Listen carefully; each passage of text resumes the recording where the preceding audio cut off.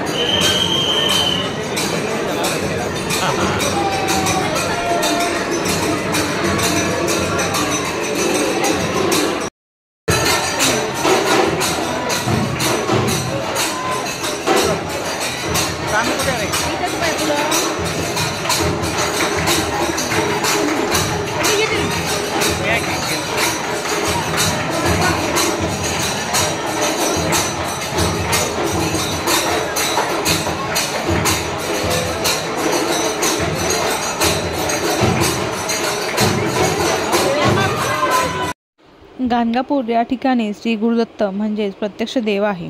कोटी भाविक भक्तांचे श्रद्धास्थान असलेल्या गुरुचरित्र ग्रंथात स्वतः गुरु नृसिंह सरस्वतींनी सांगितले आहे।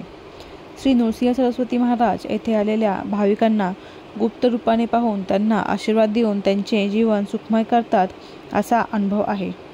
प्रत्यक्ष देव गाणगापुरात आहेत, म्हणूनच येथे आलेल्या भक्तांना संकटातून तारण्याचे कार्य गेली अनेक वर्ष दत्त महाराज करीत आहेत।